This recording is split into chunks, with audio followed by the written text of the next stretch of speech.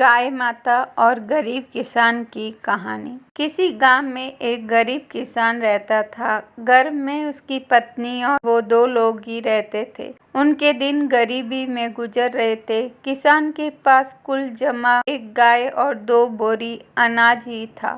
पति पत्नी दोनों ही दिन रात अपने भाग्य को कोसते रहते थे। भगवान से शिकायत करते थे कि उन्हें इतना गरीब क्यों बनाया। इसी तरह से दोनों के दिन गुजर रहे थे। किसी दिन गांव में एक साधु आया और वो गांव भर में भिक्षा मांगता हुआ उस किसान के घर भी पहुंचा। जैसे ही साधु ने किसान के घर आवाज लगाई, उसकी पत्नी और उसने अपने भाग्य को कोसना शुरू कर दिया। तुम्हें हम क्या दान दे महाराज, हमारा तो खुद का जीवन भिखारियों सा ही गुजर रहा है। ना कपड़े हैं ढंग के, ना घर में अनाज है। भगवान हमारे साथ इतना अन्याय कर रहा है, जबकि हमने तो किसी का कुछ बिगाड़ा भी नहीं है। साधु उनकी समस्या समझ गया। उसने कहा, देवी, भाग्य भगवान नहीं बनाता, हमारे कर्म ही भाग्य बनाते हैं। भगवान तो केवल कर्मों का फल दे रहा है। किसान और उसकी पत्नी ने फिर जवाब दिया, बाबा, हमने ऐसे कौन से पाप किए हैं जो ऐसा जीवन भुगत रहे हैं। हमने तो कभी कोई पाप किए ही नहीं, लेकिन कभी भी घर में 1 गाय और 2 बोरी अनाज से ज्यादा कुछ रहता ही नहीं। साधु ने कहा, अगर तुम ज्यादा धन चाहते हो तो मैं एक उपाय सुझाता हूँ। अगर तुम मेरा कहना मानोगे तो जरूर तुम्हारे पास भी बहुत धन और संपत्ति होगी।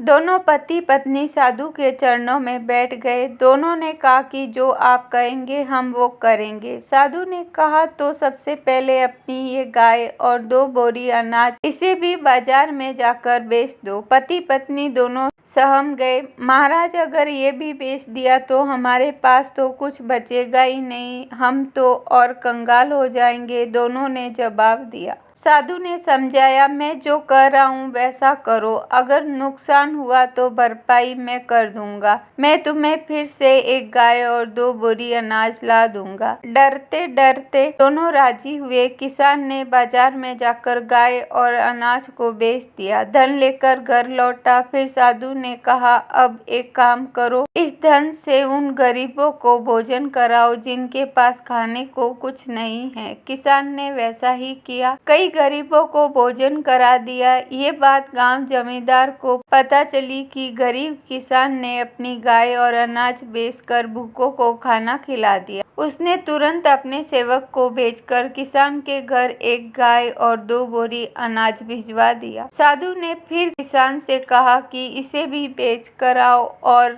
कल फिर गरीबों को भोजन कराओ। किसान ने फिर ऐसा ही किया। तो फिर किसी ने उस किसान को दान में 1 गाय और 2 बोरी अनाज भिजवा दिए। साधु के कहने पर किसान रोज गरीबों को इसी तरह भोजन कराता रहा और उसके यहाँ रोज दान आने लगा। लोग उसकी मदद करने लगे कि ये किसान गरीब होकर भी भूखों को भोजन कराता है। धीरे धीरे उस किसान की ख्याति दूसरे गांवों में भी फैल गई। धीरे धीरे दान आने का दायरा बढ़ता गया। बहुत दिन गुजर गए। किसान गरीब से संपन्न हो गया। उसने एक दिन साधु से पूछा कि अचानक मेरे भाग्य में इतना अनाज और धन कैसे आ गया। साधु ने उसे समझाया कि तू इस धन से दूसरों को भोजन करा रहा है। ये उन्हीं के भाग्य का धन है जो भगवान तुझे दे रहे हैं।